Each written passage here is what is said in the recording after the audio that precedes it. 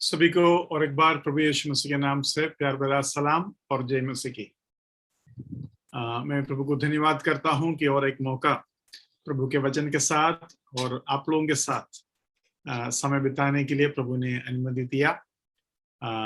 पिछली हफ्ते हमने जो सीखा, उम्मीद है कि आपको याद रहेंगे। हम ये सीखने का कोशिश कर रहा था कि प्रभु जब हमें रीबॉर्न, रीजेनरेशन देता है, पुनर्जन्म जब देता है, उसमें तीन फैक्टर्स, तीन एलिमेंट्स रहता है या चीजें ऐसा रहता है जो हमारा जन्म के लिए जरूरी है। हमने सबसे पहले ये देखा कि वो उसमें से एक है वचन। वचन का बिना एक व्यक्ति का नया जन्म नहीं हो सकता। वचन का बिना एक व्यक्ति का नया जन्म नहीं हो सकता। दूसरा है प्रभु का दास, उसके बारे में हम बाद में देखेंगे। और तीसरा है प्रभु के आत्मा। तो इन तीनों बातों को हम देखेंगे। लेकिन वचन के बारे में हमने क्या सीखा? वचन के बारे में हम कुछ वचनों को देखा, लेकिन उससे बढ़कर हम इस बात को समझने का कोशिश की कि वचन अपने में ताकत रखता है। वचन के अंदर जन्म देने का ताकत है, क्योंकि वचन बीज है। बीज अगर आपके हाथ में है और बीज आप जब खेत में बोते हैं तो आप विश्वास करते हैं कि वचन जो है वो बीज जैसा काम करेगा। मतलब बीज मिट्टी के अंदर चला जाता है और आपको दिखाई नहीं रहता, लेकिन किसान जो है उसको उम्मीद करता है कि ये बीज आएगा, और 2 दिन, 3 दिन, 4 दिन के बाद बीज बाहर आते हैं जीवन के साथ। तो बीज के ऊपर एक विश्वास होना चाहिए। वैसे ही वचन के ऊपर हमारा विश्वास के बारे में पिछली बार हमने कुछ बातों को देखा, और मैंने ये बताया कि वचन जब आप बोते हैं या सुसमाचार सुनाते हैं, आपके अंदर ये विश्वास होना जरूरी है। विश्वास होना जरूरी है कि वचन वो काम करेंगे। मतलब विश्वास के साथ बोने का जरूरत, विश्वास के साथ बोने का जरूरत। वो विश्वास के साथ जो शब्द है उसके ऊपर थोड़ा सा जोर मैं आज देना चाहूंगा, उसके बाद में आगे बढ़ेंगे। मैंने ये भी शायद बताया आपको कि मसीही जीवन के कुछ बातों के ऊपर हम विश्वास का जोर को बहुत बोलते हैं, लेकिन बाकी क्षेत्रों में विश्वास के कार्य के बारे में ज्यादा नहीं बताते। जबकि मसीही जीवन के हर क्षेत्र में विश्वास को साथ साथ लेके चलना बहुत जरूरी है। प्रभु यीशु मसीह खुद कहता है, जब मनुष्य का पुत्र वापस आएंगे विश्वास पाएगा या नहीं। प्रभु ऐसा नहीं कहा विश्वासी को पाएगा या नहीं, विश्वासी को पाएगा, लेकिन विश्वास, क्योंकि हमारा विश्वास को हमारे अंदर से छीनने के लिए संसार बहुत से प्रबंध किया है।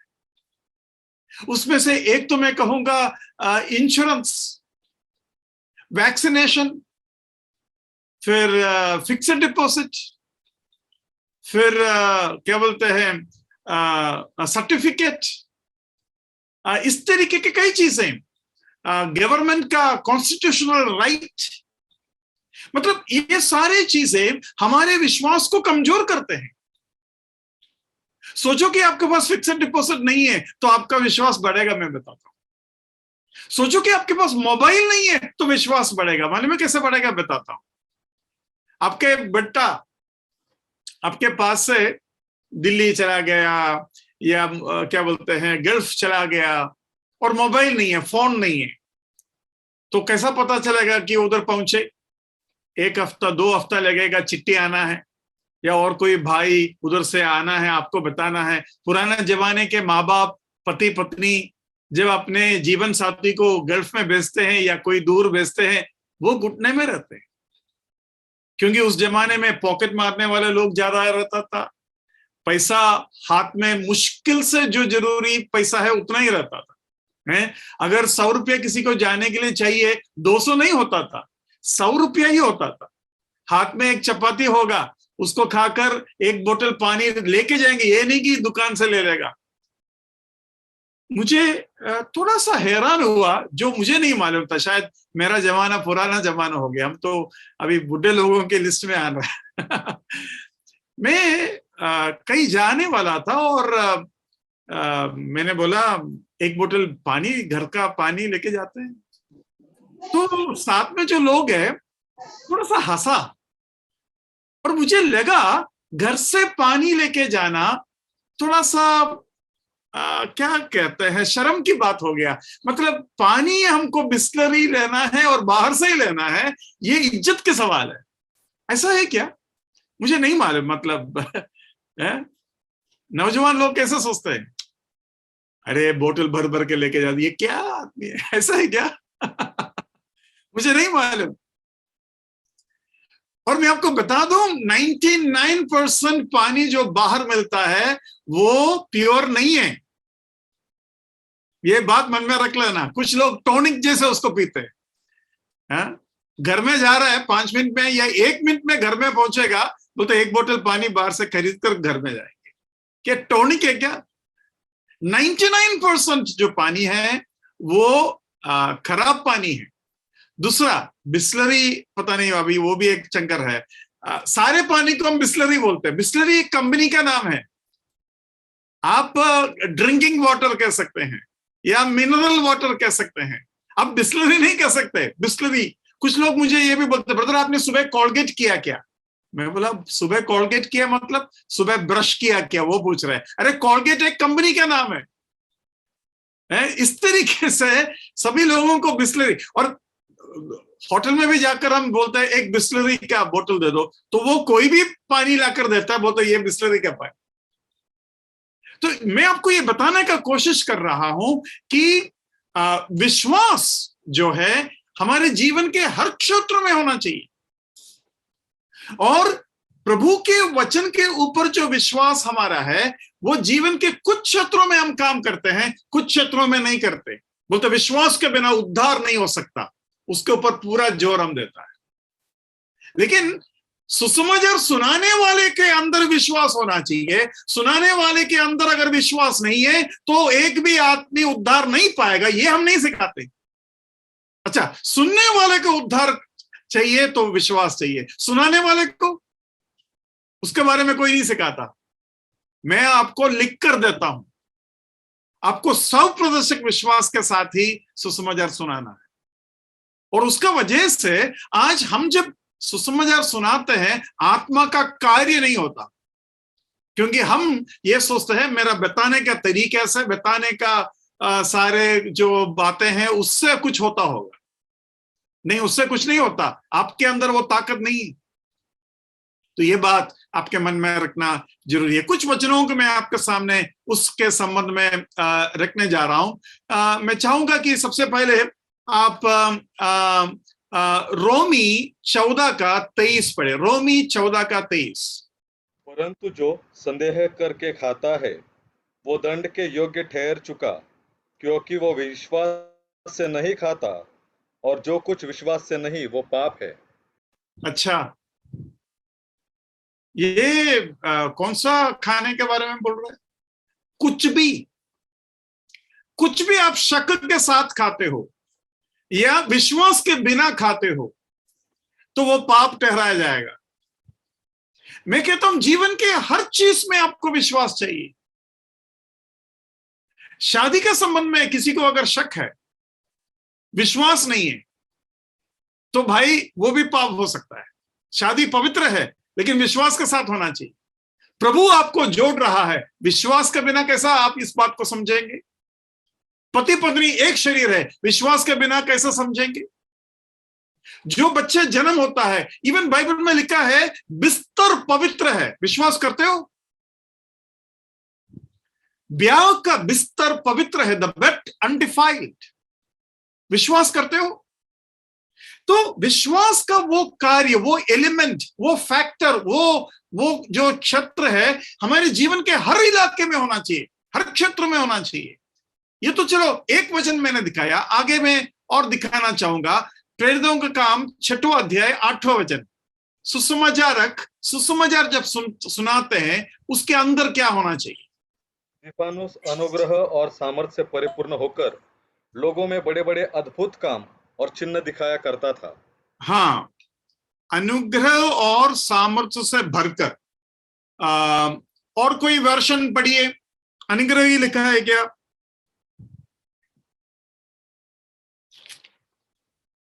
इंग्लिश, हिंदी, मराठी? अनुग्रह लिखा है। और कोई मराठी ट्राई कीजिए। मराठी में कृपा लिखा है। ओके, इंग्लिश में? Full of faith and power. हाँ, full of faith and power, विश्वास और पावर के साथ, सामर्थ्य के साथ। मतलब स्टेफानोस जब सुसमाचार सुना रहा था, वो सुनाते वक्त उसके अंदर दो चीज थे, विश्वास और सामर्थ्य, फेथ। और विश्वास के साथ और विश्वास के द्वारा ही अनुग्रह काम करेंगे, ये बात आपको समझना है। आगे उस बात को मन में रख लेना। आगे हम यूहन्ना 6 का 49 पढ़ेंगे, 49, जॉन चैप्टर 6 वर्स 49। बाप दादों ने जंगल में मन्ना खाया और मर गए। हाँ, बाप दादों ने जंगल में मन्ना खाया और मर गए। ऐसा क्यों लिखा? ऐसा क्यों लिखा? क्योंकि अगर वो विश्वास में खाया होता तो नहीं मरते। यीशु मसीह बोलता है मन्ना स्वर्ग का खाना है, वो खाने वाला नहीं मरेंगे। लेकिन एक प्रॉब्लम हो गया, वो विश्वास के बिना खा लिया। और आज जब जैसे आपके इस मीटिंग के लिए तैयार कर रहा था, प्रभु का अनुग्रह मेरे ऊपर ऐसा आया कि प्रभु ने मुझे एक चीज सिखाया, एक बहुत ही खूबसूरत चीज। आगे उसको मन में रखना। क्या पढ़ा आपने? जंगल में या मरुभूमि में इस्राएल मन्ना खाया, फिर भी मरा। नहीं मरना चाहिए था, लेकिन फिर भी मरा। ठीक है, अभी पढ़िए यूहन्ना 6 का 58 पढ़िए, 58 पढ़िए। जो रोटी स्वर्ग से उतरी है यही है, उस रोटी के समान नहीं जिसे बाप दादा ने खाया और मर गए। जो कोई यह रोटी खाएगा वह सर्वदा जीवित रहेगा। हाँ, ये रोटी क्या है? ये रोटी यीशु मसीह का शरीर है। ये रोटी जो है यीशु मसीह का शरीर है। अभी यहां हम इतना दावा, इतना हिम्मत के साथ कैसा कह सकते? उसका 53 पढ़िए, 53।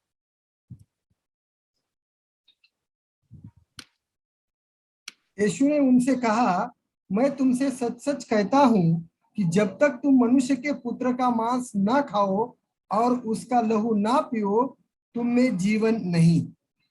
तो 3 वचन हमने उठाया। एक वचन है मन्ना खाया फिर भी मरा। दूसरा वचन है मैं जो मन्ना तुमको दूंगा वो अगर तुम खाओगे तो नहीं मरोगे। और तीसरा वचन मैंने उठाया, मेरा शरीर जब तक तुम नहीं कहते, मेरा मांस, इंग्लिश में लिखा है flash and drink his blood, मेरा खून जब तक तुम नहीं पिएंगे तब तक तुम जिंदा नहीं रहेंगे, या तुम्हें अनंत जीवन नहीं मिलेगा। यहां का खूबी क्या है? मन्ना खाया फिर भी मरा, ये रोटी खाओगे नहीं मरेंगे। इसका क्या मतलब हुआ? मन्ना जब खाया, जो गलती इसराइल ने की, क्या गलती था? बिना विश्वास का खाया। लेकिन मैं जो रोटी तुमको देता हूं वो खाएगा ना तो तुम जरूर जिंदा रहेगा। तो प्रश्न यहां उठता है, क्या प्रभु का दिया हुआ रोटी मैं बिना विश्वास का खाएगा तो भी जिएगा क्या? मतलब मूसा ने रोटी दी, इसराइल खाया और मरा। यीशु मसीह ने रोटी दी और हमने खाया और नहीं मरने का पूरा दावा यीशु मसीह करता है। तो मैं यीशु मसीह से यह पूछना चाहता हूं, प्रभु इसराइल को जो धोखा हुआ क्या मेरे को नहीं हो सकता? मैं भी बिना विश्वास का खा सकता हूं, तो क्या मुझे जीवन मिलेगा तभी भी? तो क्या उत्तर आप देंगे? क्या उत्तर देंगे? मेरा प्रश्न समझ में आया? प्रश्न समझ में आया या नहीं? ब्रदर, एक बार बताइए के साथ खाए तो म्यूट हो गया ब्रदर, म्यूट हो गया, कोई तो अनम्यूट कीजिए। सवाल फिर से दोहराएंगे जरा। ओके, हम उस वचन को दोबारा, हम 3 वचन को उठाकर सीखने का कोशिश कर रहा है। सबसे पहले 6 का 49, उसके बाद 6 का 58, इन दोनों वचन को हम पढ़ेंगे।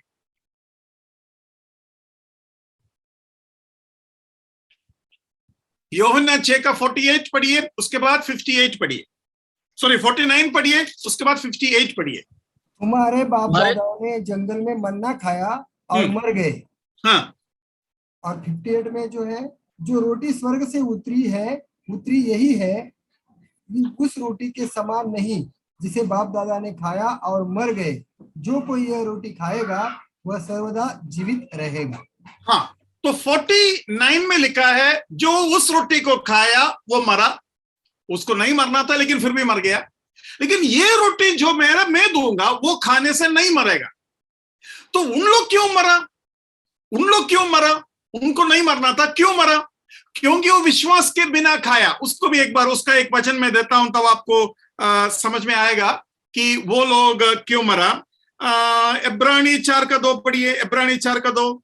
क्योंकि हमें उन्हीं की तरह सुसमाचार सुनाया गया है, पर सुने हुए वचन से उन्हें कुछ लाभ ना हुआ, क्योंकि सुनने वालों के मन में विश्वास के साथ नहीं बैठा। हाँ, मतलब इस्राएल के बारे में बता रहा है। उसका पहला वचन पढ़िए, पहला वचन। इसलिए जबकि उसके विश्राम में प्रवेश करने की प्रतिज्ञा अब तक है, तो हमें डरना चाहिए, ऐसा ना हो कि तुम में से कोई जन उससे वंचित रह जाए। हाँ, मतलब इस्राएल ने सुसमाचार सुना लेकिन उद्धार नहीं पाया, क्योंकि वो विश्वास के साथ उसको नहीं सुना। तो विश्वास के साथ नहीं सुना, ठीक है।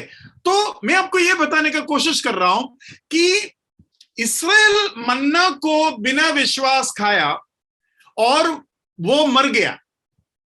तो प्रभु यीशु मसीह जो रोटी हमको देगा वो भी तो मैं बिना विश्वास का खा सकता हूं, तो भी मैं जीऊंगा या मैं मरूंगा? ये मेरा प्रश्न है। ब्रदर, विश्वास के साथ नहीं मरेगा। मैं बोलता हूं विश्वास के बिना खाएगा तो भी नहीं मरेगा क्या? नहीं, विश्वास में खाए तो मरेगा नहीं। हाँ, विश्वास के बिना खाएगा तो मरेगा। लेकिन यीशु मसीह ऐसा नहीं बोल रहा है। यूहन्ना 6 का 58 में यीशु मसीह ऐसा नहीं बोल रहा है। यीशु मसीह बोलता है, अब उसको पढ़िए, यूहन्ना 6 का 58 पढ़िए। जो स्वर्ग से उतरी यही है, जो रोटी स्वर्ग से उतरी वह यही है, उस रोटी के समान नहीं जिसे बाप दादों ने खाया और मर गई। जो कोई यह रोटी खाएगा वह सर्वदा जीवित रहेगा। हाँ, मैं जो रोटी दे रहा हूं वो खाएगा, वो सर्वदा जीवित रहेगा। मतलब इस्राएल लोग मर गए, वो ठीक है, वो मर गया, कोई बात नहीं, लेकिन तुम खाओगे ना, तुम नहीं मरोगे, क्योंकि मैं तुमको दे रहा हूं। तो विश्वास का वो चीज, मतलब उधर क्यों यीशु मसीह ने ऐसा बोला? प्रभु यीशु मसीह को महसूस करेगा। प्रभु यीशु मसीह के वचन के ऊपर विश्वास करके उसको महसूस करेगा, जिएगा उसमें। अच्छा, मैं एक चीज पूछूं, यीशु मसीह का दिया हुआ रोटी आपने खाया है?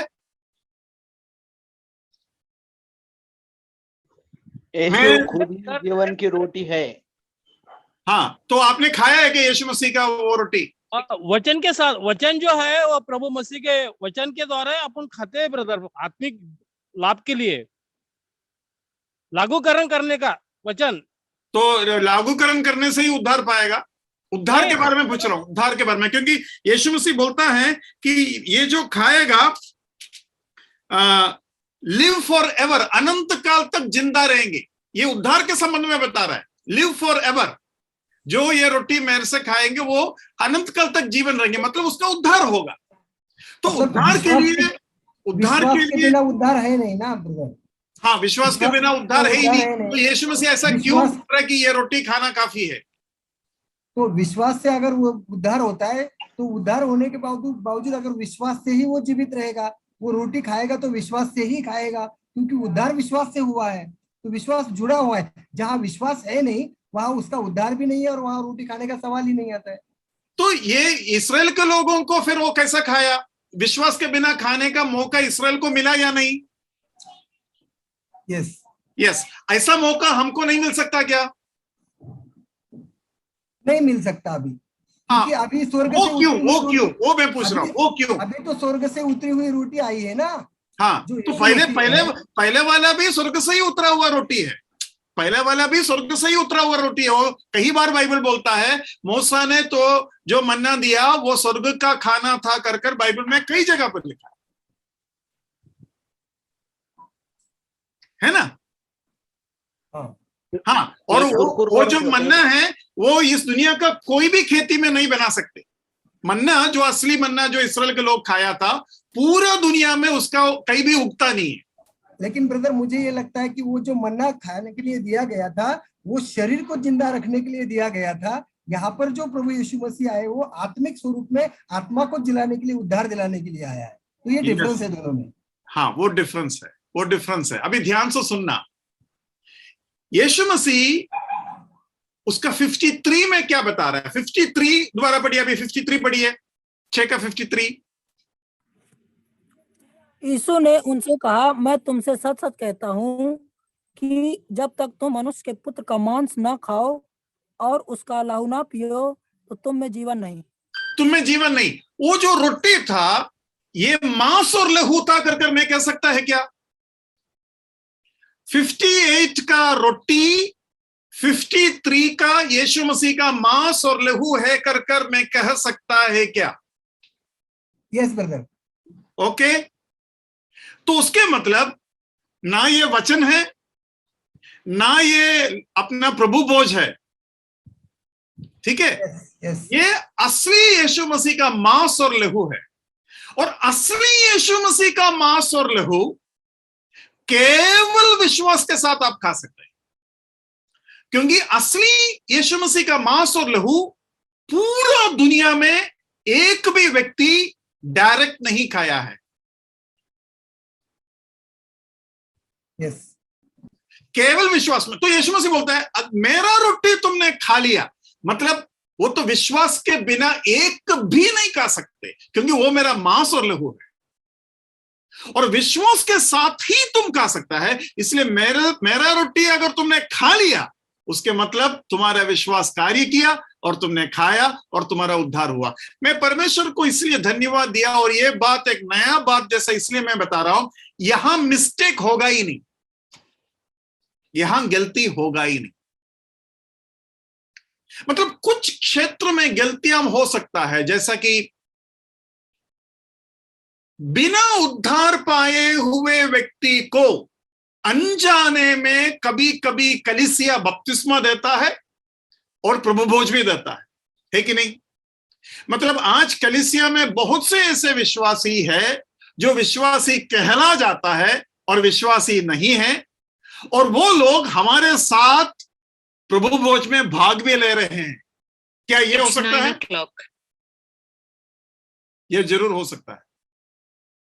और इसका पहला जिम्मेवार प्रभु का सेवक और प्राचीन है, क्योंकि वो जो बेचारा आया है उसको नहीं पता। मैं कहता हूं बपतिस्मा देने से पहले 1000 बार उस भाई को बहन को कहने का, अगर आपको टाइम चाहिए तो लीजिए, अपना उद्धार को पक्का कीजिए, क्योंकि एक बार आपका बपतिस्मा हो गया आपको कोई सुसमाचार नहीं सुनाएगा। एक बार आपका बपतिस्मा हो गया फिर कोई आपको सुसमाचार नहीं सुनाएगा, ये प्रॉब्लम है। और एक बार बपतिस्मा होने के बाद आप भी सुसमाचार को अपने लिए नहीं सुनेंगे। सुसमाचार सुनूंगा, क्या बोल रहे? अरे मैं तो उद्धार पाया हूं। अपने लिए खुद आप सुनेंगे नहीं। मतलब ऐसे हालत में आपके अंदर कार्य करना बहुत मुश्किल पड़ जाता है। तीसरी बात, सोचो कि मैंने आपको बपतिस्मा दिया, मैंने आपको सुसमाचार सुनाया, मैंने आपको बपतिस्मा दी, जबकि आपका उद्धार ठीक से हुआ नहीं था। और मुझे ही आकर आप बोल रहा है ब्रदर वो क्या है ना, वो पहला वाला बपतिस्मा ठीक नहीं हुआ क्योंकि मुझे उद्धार ही नहीं हुआ था, अब भी मुझे समझ में आ रहा है, इसलिए दोबारा बपतिस्मा दो। तो उसमें अगर मैं हाँ कर दिया तो उसमें एक प्रॉब्लम है। मैं क्या बोल रहा हूं, मैं ये मान रहा हूं मैंने ढंग से सुसमाचार दिया नहीं, मैंने गलतफहमी में आपको बपतिस्मा दिया, मैं गलत हो गया। मतलब आपके पाप के अंदर मेरा भी हाथ है। अभी मैं थोड़ी ऐसा मानूंगा, मतलब मेरा इज्जत का भी सवाल बन जाते हैं। मतलब मुझे अगर लगेगा हाँ ये भाई सच बता रहा है, फिर भी मानसिक रूप से मैं कोशिश करूंगा उस माहौल से बच सकूं, क्योंकि मैं अपने ही गलती को मानना पड़ रहा है। आप बताइए, महायाजक लोग यीशु मसीह को क्रूस पर चढ़ाया और ये सोचकर चढ़ाया होगा कि ये मसीह नहीं है, ये मसीह नहीं है, क्योंकि यीशु मसीह खुद बोलता है प्रभु ये नहीं जानते कि ये क्या कर रहा है। ठीक है, लेकिन वही महायाजक लोग पिलातुस के पास जाकर पहरा रखवाया, रोमी सिपाहियों को पहरा देने के लिए कहा। वही रोमी सिपाही लोग संडे के सुबह भागा भागा आकर बोल रहे हमारा जान को बचाओ, वो जी उठा, हमको प्रॉब्लम नहीं वो जी उठने से, वो मसीह है, कौन है, हमको कोई लेना देना नहीं है, हमारा जान जाएंगे, क्योंकि दुनिया में कोई विश्वास नहीं करेगा कि मरा हुआ लाश तीसरा दिन जी उठा। हमारा जान बचाओ, उनको केवल अपना जान से मतलब है, क्योंकि रोमी शासन के कोई भी राजा इन सिपाहियों को जिंदा नहीं रखेगा। उसका मैं सबूत देता हूं, 2 सबूत। एक, पत्रुस को स्वर्गदूत लेके चला गया कैदी में जब था, जेल में जब था, क्या हो गया उन सिपाहियों को, तुरंत मार दिया उनको। दूसरा, जब पौलुस जिस कैद में थे उधर भूकंप हुआ और पिंजरा वगैरह सब टूट गया, क्या बोलते हैं, चेन टूट गया, तो वो जो सूबेदार था, वो जो इंचार्ज था, सीधा तलवार उठाया अपना गला काटने के लिए, क्योंकि राजा ये भी नहीं मानता कि भूकंप हो गया। अरे भूकंप को कौन रोक पाएंगे, भूकंप हो या कुछ भी हो, कैदी नहीं भागना चाहिए, कैदी भाग गया मतलब तेरा जान में लूंगा, मतलब वो कुछ सुनने वाला नहीं है। ऐसे में 10-12 सिपाही लोग आकर बता रहे लाश जी उठा भाई, हमारा क्या गलती है, अरे तुम्हारा ही गलती है, लाश कैसा जी उठाएगा। तो अब मैं पूछ रहा हूं, महायाजक बोलेंगे अरे गलती हो गई, महायाजक सारे इस्राएल को बोलेंगे अरे गलती हो गया, वो मसीह था, बोलेंगे? महायाजक बोलेंगे? महायाजक इन रोमी सिपाहियों को पैसा दिया और कहा तुम्हारा जान बचाने का काम हम करते हैं, हमारा जान तुम बचाओ। अरे राजा से बचने से भी मुश्किल है प्रजा से बचना, क्योंकि उनका मसीहा को हमने याजक लोग मार दिया। हम पिलातुस को समझा सकते हैं, लेकिन पिलातुस और हम मिलकर इस प्रजा को नहीं समझा सकेगा, क्योंकि पिलातुस ने प्रजा के कहने पर क्रूस पर मारा। मतलब पिलातुस प्रजा को रोक नहीं पाया, और प्रजा को भटकाने वाले लोग हम थे कि ये झूठा मसीहा है, इसलिए तुम हमको बचाओ, हम तुमको बचाएंगे। मैं आपको ये बोल रहा हूं, गलती होगा तो नहीं मानेगा, यीशु मसीह को मसीह होने दो, नहीं मानेंगे तो क्या मैं मानेंगे मैंने सुसमाचार गलत दिया और बपतिस्मा गलत हो गया, तुमको मैं दोबारा बपतिस्मा देता हूं? ये कई कलीसियाओं में हो रहा है, कई कलीसियाओं में ये बात हो रहा है। भीख मांग रहे, ब्रदर मेरा अभी उद्धार हुआ है, गलती से मैंने की, मुझे दोबारा मतलब दोबारा बपतिस्मा नहीं बोल सकता, पहला वाला बपतिस्मा ही है, पहला उसका पहले का जो है उसका गिनती नहीं आता है, इसलिए मुझे बपतिस्मा चाहिए। जान देगा फिर भी बपतिस्मा नहीं दूंगा। और फिर मैं ऐसा भी लोगों को जानते हैं जो उस कलीसिया को छोड़कर बाहर जाकर बहुत हाथ पांव पकड़कर अपना बपतिस्मा करके ले लिया।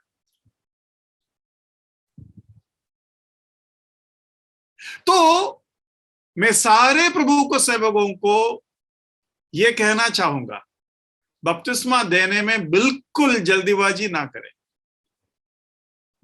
उस भाई को, उस बहन को सारे तरीके से बताइए कि उद्धार क्या होता है। उसके शक को 100% दूर कीजिए, और उसके बाद जब वो हिम्मत बांधता है तब उसके साथ आप भी हिम्मत बांध सकते हैं और पानी में दोनों उतर सकते हैं। दोनों को हिम्मत चाहिए। मेरे को व्यक्तिगत रूप से और एक प्रॉब्लम है, वो ये है, अभी सोचो कोरी ब्रदर देवनार के कलीसिया में काम कर रहा है, सेवा कर रहा है, और उधर 4 लोगों को बपतिस्मा देना है। सोचो कि कोई ब्रदर मुझे बोल रहा है, ब्रदर आप आइए ना, बपतिस्मा का सेवा कर कर हमें मदद कीजिए। मुझे व्यक्तिगत तौर से प्रॉब्लम है। प्रॉब्लम क्या है? मैं इन भाइयों को नहीं जानते। वो सचमुच में उद्धार पाया होगा, लेकिन अगर उसमें से कोई एक भी ठीक से उद्धार नहीं पाया हो, ये मुझे नहीं मालूम। मैं आंख बंद कर कर इन 4 लोगों को कैसा बपतिस्मा दूं?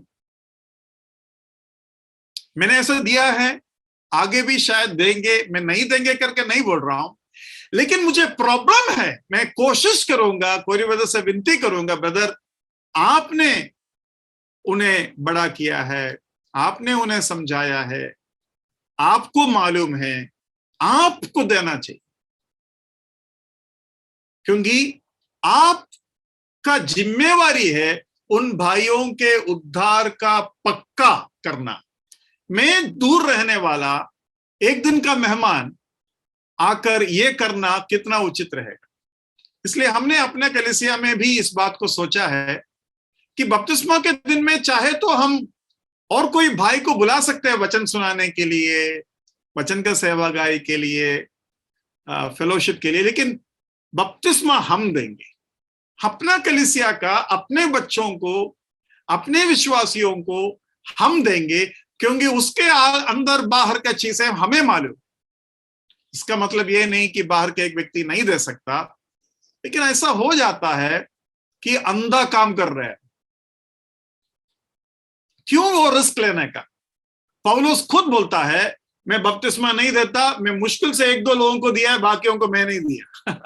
पौलुस खुद बोलता है, क्योंकि पौलुस उधर तो और भी कुछ विषय था। उधर का विषय यह था कि कुछ विश्वासी ये सोचता है पौलुस के बपतिस्मा देगा तो ज्यादा पावर है, जॉर्ज मैथ्यू ने बपतिस्मा दिया, इसका पावर ज्यादा। अरे ऐसा कुछ नहीं है। पिता पुत्र पवित्र आत्मा के नाम से तुम्हें बपतिस्मा देता, और वो जो नाम का अधिकार वचन हमें देता है, और वो जो अधिकार है उस अधिकार में बात है, वो करने वाला सेवक कुछ नहीं। लेकिन यहां का आनंद, मैं मेरा नोट में ये लिखने के बाद हालेलुया लिखा, इसलिए लिखा, गलती उद्धार के संबंध में यीशु मसीह कहता है, वो रोटी इस्राएल के कई लोग खाया, विश्वास के बावजूद, विश्वास नहीं होने के बावजूद भी खाया, लेकिन मैं जो रोटी दे रहा हूं वो गलती से भी बिना विश्वास का कोई नहीं खा सकता, क्योंकि वो असली मांस और लहू है। वो असली रोटी नहीं है, वो केवल रोटी नहीं है, कोई भी नहीं खा सकता। वो आत्मा में खाना पड़ता है, विश्वास में खाना पड़ता है। ये काम और कोई नहीं कर सकता, और इसमें कोई गलती भी नहीं होगी। इसलिए मैंने हालेलुया लिखा। और यहां प्रभु के कुछ और सच्चाई आपको जानना जरूरी है। आज संसार में जो कलीसिया है, जो स्थानीय कलीसिया हम जो कहते हैं, उसमें विश्वासी है, अविश्वासी है, ढोंगी है, कपटी है, सब है। लेकिन स्वर्ग में जो कलीसिया है, मतलब जिसको हम सार्वजनिक या सार्वलौकिक या सार्वभौमिक कलीसिया बोलते हैं, उस कलीसिया में एक भी ऐसा सदस्य नहीं है जो असल में उद्धार नहीं पाए। मतलब उधर उधर उधर सारे लोगों का उद्धार हो चुका है। अभी आप लोगों को शायद कुछ लोगों को ये सार्वलौकिक और स्थानीय कलीसिया का फर्क नहीं मालूम होगा। कोई भाई बताने का कोशिश करेंगे, स्थानीय कलीसिया और सार्वलौकिक कलीसिया जो बोलते हैं, इसका फर्क क्या है? स्थानीय कलीसिया वो है जहाँ पर विश्वासी एक जगह पर, एक एरिया में रहते हैं, और सब लोग वहाँ पर जो विश्वासी उद्धार पाते हैं और चाहे वो किसी नाम से जाना हो, जैसे लौदीकिया की कलीसिया और कलीसिया उसको कहते हैं स्थानीय कलीसिया, और जो यूनिवर्सल चर्च या फिर जो है सार्वभौमिक कलीसिया है, जो सारे विश्वासी उद्धार पाए हुए जो उठाए जाएंगे, तो स्वर्ग में जो कलीसिया होगी उसको सारे मतलब सारे दुनिया से जो विश्वासी उठाए जाएंगे, वो यूनिवर्सल चर्च मतलब जो उद्धार पाए हुए लोग उठाए जाएंगे, वो एक ही कलीसिया होगी स्वर्ग की। Thank you brother. उसमें थोड़ा सा ये भी मैं जोड़ना चाहूंगा, पेंतिकोस्त के दिन से लेकर यीशु मसीह हमें स्वर्ग में उठा ले जाने के दिन तक जितना भी लोग उद्धार पाए, वो सारे लोग सार्वजनिक या सार्वभौमिक कलीसिया के सदस्य हैं। वो मिस्टिकल है, वो दिखाई नहीं देता, उसमें सारे दुनिया के लोग हैं और प्रभु उसमें हमको जोड़ते ही जा रहा है। लेकिन संसार में जो स्थानीय कलीसिया है, जैसे उरन या देवनार या जो भी है, उसमें जो सदस्य है वो केवल विश्वासी नहीं, गलती से अविश्वासी भी भागीदार बन जाते हैं, क्योंकि हम सीमित लोग हैं। हमको कोई भी धोखा दे सकते हैं, हमको कोई आकर बोल सकता है ब्रदर मेरा उद्धार हुआ है, बपतिस्मा भी हुआ है और मैं उरन में काम के लिए आया हूं, मैं चाहता हूं कि आपके साथ आराधना करें। तो हम बोलेंगे ठीक है ब्रदर, आप कौन सा कलीसिया से आए? फलाना कलीसिया से आए। ज्यादा से ज्यादा हम कलीसिया को पूछेंगे या कलीसिया से ब्रदर एक कमेंडेशन लेटर लाएंगे, उससे ज्यादा हम कुछ नहीं कर सकते, है ना। तो उस तरीके से कई लोग आते हैं जाते हैं। लेकिन सार्वलौकिक कलीसिया कब से शुरू हुआ? पेंतकोस्त के दिन शुरू हुआ, और उधर लिखा है प्रभु जोड़ते ही गया, प्रभु जोड़ते गया। तो प्रभु स्वर्ग में भी जोड़ता है। उसका मतलब यह हुआ जो नाम जीवन के पुस्तक में लिखा है, उन लोग पूरे सार्वजनिक या सार्वलौकिक कलीसिया के भाग है। या मैं ऐसा कह दूं, यहां जो उद्धार पाते हैं उसका रजिस्ट्रेशन उधर होता है ऊपर। आजकल जो शादी होता है कलीसिया में, हॉल में हम खड़े होकर शादी करवाते हैं। शादी कितना भी बड़े लोग से करवाए, छोटे लोग से करवाए, आपको जाकर रजिस्ट्रेशन करना ही होगा। ये बात आपको पता है क्या? ये सच है कि हमारे बीच में प्रभु के दास हैं जो रजिस्टर करने के लिए हॉल में आता है, बुक लेके आते हैं और रजिस्ट्रेशन करने का लाइसेंस उनके पास रहता है। लेकिन फिर भी कानूनी तौर से पति पत्नी को गवर्नमेंट ऑफिस में जाकर रजिस्टर करना पड़ता है और उनका सर्टिफिकेट आपको चाहिए। अगर आज नहीं किया तो कल कुछ विसा का काम पड़ गया, मैरिज सर्टिफिकेट का काम पड़ गया, तो यह काम करना ही पड़ेगा। इस तरीके से नियम है। तो ये बात अपना मन में रख लीजिए। इसलिए पुणे में एक प्रभु का दास ने मुझे शादी करवाने के लिए बुलाया। मतलब बोला कि ब्रदर आपको सोलोमनाइजेशन करना है। तो मैंने ब्रदर को बोला ब्रदर मेरे पास लाइसेंस नहीं है, आप अगर सोलोमनाइजेशन मेरे से करवाना चाहते हैं तो आपको एक भाई को बुलाना पड़ेगा जो रजिस्टर्ड लाइसेंसी है। तो उन्होंने बोला ब्रदर उसका जरूरत नहीं है, क्योंकि मेरे बच्चे तो वैसे भी गवर्नमेंट ऑफिस में जाकर रजिस्टर करेगा, तो आप आकर सोलमनाइजेशन कीजिए, प्रभु उनको एक करेंगे और हमको तो वैसे भी ऑफिस में जाना ही है, तो उधर कोई इस तरीके का मदद का जरूरत नहीं है करके मैं समझता हूं। तो मैंने बोला ब्रदर इसका जिम्मेवारी मैं नहीं लूंगा, मैं सोलमनाइजेशन कर लूंगा, लेकिन बाकी नियमित तौर से नियम के अनुसार जो होना है वो आप देख लेना। ब्रदर ने बोला मैं ब्रदर पूरा गारंटी लेता हूं, मेरा बच्चे है। तो मैंने हिम्मत बांधकर उधर जाकर सोलमनाइज किया और वो भाई जैसा कहा वैसे ही जाकर अपने बच्चों को ऑफिस में जाकर रजिस्टर करवा दिया।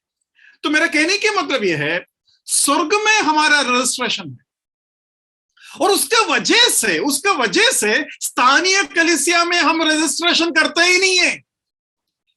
जैसे ये भाई ने बोला कि हमें हॉल में एक आदमी की जरूरत ही नहीं है क्योंकि हम ऑफिस में जा ही रहा है। तो वैसे ही मैं आपको बता रहा हूं, आपका रजिस्ट्रेशन, आपका क्या बोलते हैं, मेंबरशिप नहीं बनते यहां। आप कोई मेंबरशिप लिया है क्या? वो मेंबरशिप यीशु मसीह को दिखाएगा तो यीशु मसीह मानेगा। यीशु मसीह, ये देखो मेरा पास सर्टिफिकेट है, घुसाओ मुझे स्वर्ग में। प्रभु बोलेंगे बेटा वो क्या है ना वो यहां का रजिस्ट्रेशन से लिंक होना चाहिए, वो आधार लिंक होता है ना ये लिंक होगा तो होगा, नहीं तो तुम कुछ भी पेपर लेके आओ, कोई फायदा नहीं। इसलिए मुझे सुनने वाले हर भाई और बहन, हर भाई और हर बहन अपना उद्धार को पक्का कर लेना। उद्धार के बारे में जब हम पूछते हैं या आपका ही हृदय आपसे पूछते हैं, तो ये मत सोचना मैंने बपतिस्मा लिया। मेरा प्रश्न उद्धार के बारे में है, ये मत सोचना मैंने बपतिस्मा लिया, मैं प्रभु भोज में भाग लेता हूं। नहीं, ये सोचना है आपको मेरा उद्धार हुआ कि। कुछ लोग सेवक को जाकर पूछते हैं, ब्रदर आप बताओ ब्रदर मेरा उद्धार हुआ मैं आपको बताता हूं, दुनिया का कोई भी सेवक इसका गारंटी नहीं दे सकते।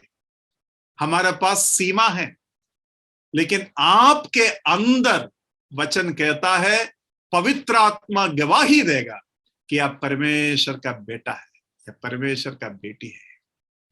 मतलब इसका गवाही आपको परमेश्वर से ही प्राप्त करना है।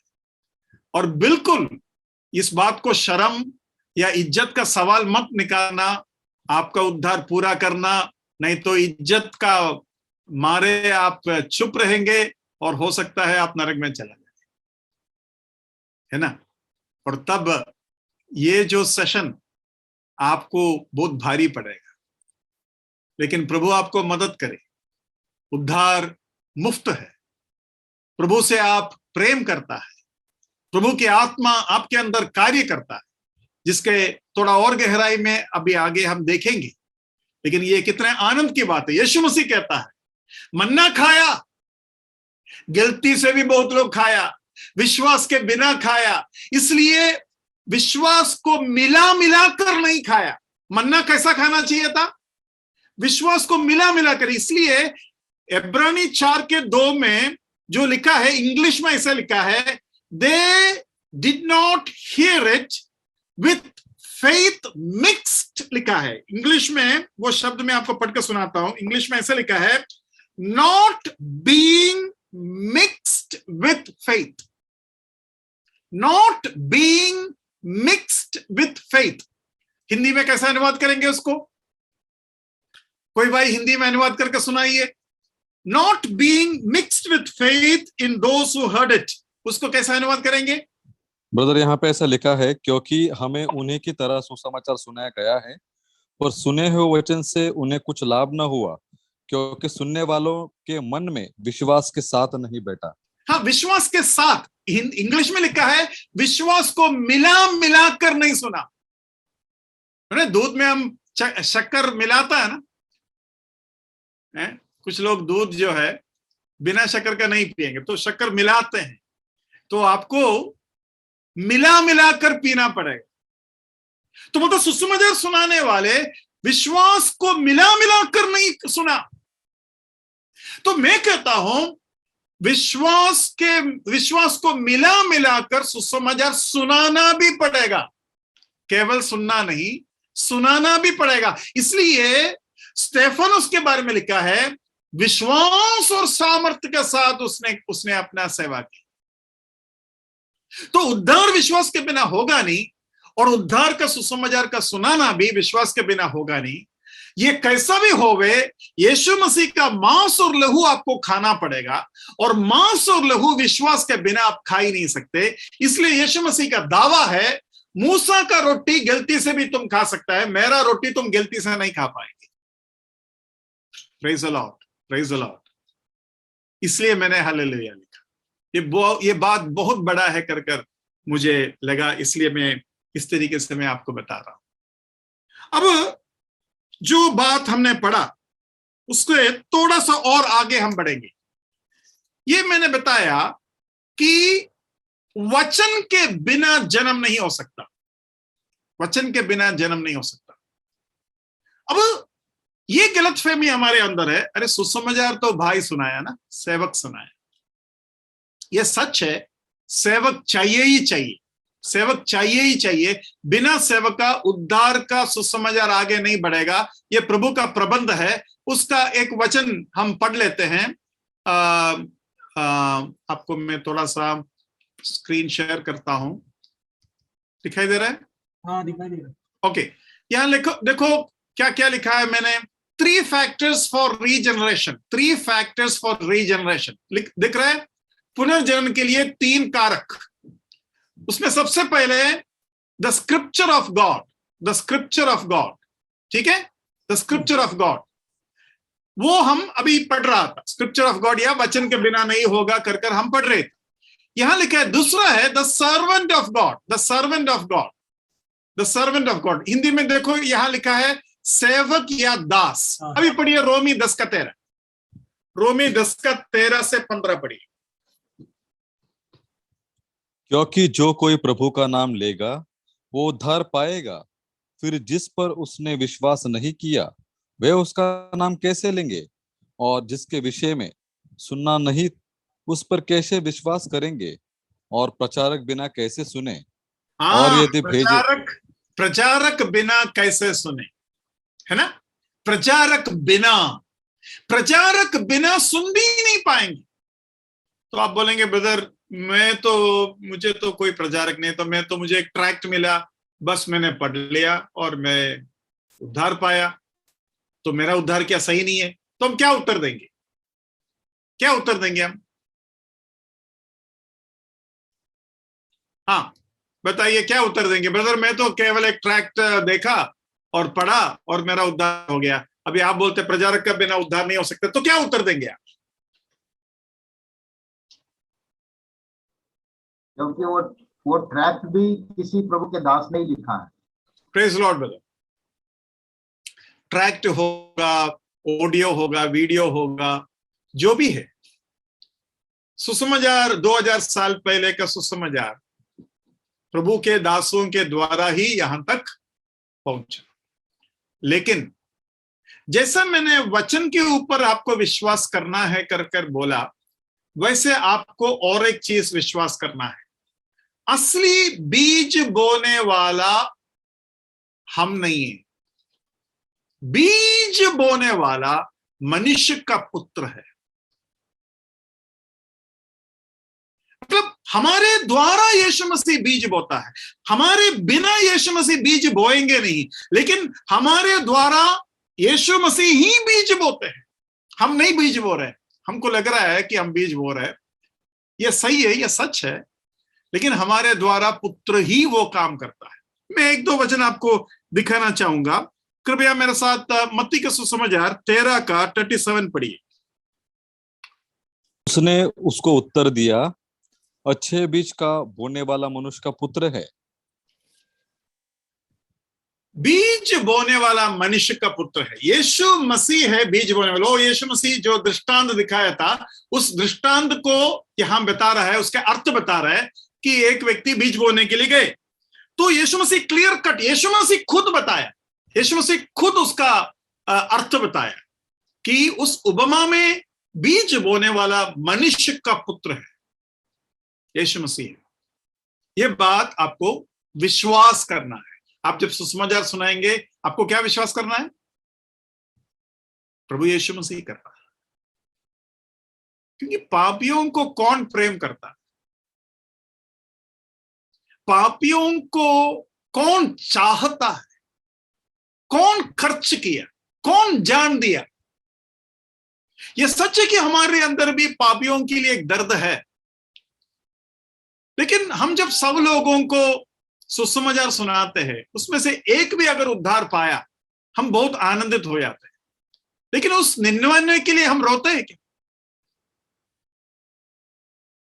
एक उद्धार पाया तो हम आनंद मनाते हैं, लेकिन उस 99 के लिए केवल मनुष्य का पुत्र रोए, क्योंकि मनुष्य का पुत्र मरा उनके लिए। तो बीज असल में बोने वाला केवल मनुष्य का पुत्र है। और बात करने वाला भी मनुष्य का पुत्र है, हमारे द्वारा कर रहा है, ये सच है। प्रभु का सेवक का बिना, किसी ने ऐसा कहा, मनुष्य का बिना परमेश्वर करेंगे नहीं और परमेश्वर के बिना मनुष्य कर भी नहीं सकते। तो ये दोनों एक कनेक्शन है। एक और वचन मरकुस 13:11, जब वे तुम्हें ले जाकर सौंपेंगे तो पहले से चिंता न करना कि हम क्या कहेंगे, पर जो कुछ तुम्हें उसी घड़ी बताया जाए वही कहना, क्योंकि बोलने वाला तुम नहीं हो परंतु पवित्र आत्मा है। हाँ, बोलने वाला कौन है? पवित्र आत्मा है। बोलने वाला मनुष्य का पुत्र है, बोलने वाला पवित्र आत्मा है। विश्वास करते हो? और आपका पूरा उम्मीद, वो बीज जो मिट्टी के अंदर गायब हो गया, वो बीज उगेंगे कर आप इंतजार कर रहा है। और वो एक चमत्कार है जब एक पापी उद्धार पाते हैं। विश्वास के बिना खाना भी मत खाना। रोमी 14:23 में हमने पढ़ा, विश्वास के बिना अगर खाना भी खाओगे तो पाप है। उसका कई अर्थ है, लेकिन मैं केवल सुसमाचार के उस क्षेत्र के लिए उसको फिलहाल बता रहा हूं। उसका कई एप्लीकेशंस है। प्रभु आपको और मुझे सहायता करे, हम विश्वासी बने। हमारा नाम क्या है? ब्रदरन नहीं है। हमारा नाम विश्वासी है। हम विश्वास से खाते हैं, विश्वास से हमने अपना परमेश्वर को खाया है, विश्वास में हम सोते हैं, हमारा शादी विश्वास में होता है, हम बीज बोते हैं विश्वास में, इंतजार करते हैं विश्वास में। यीशु मसीह जब आएंगे, विश्वासी को अंदर विश्वास भी पाए। प्रभु के नाम की महिमा।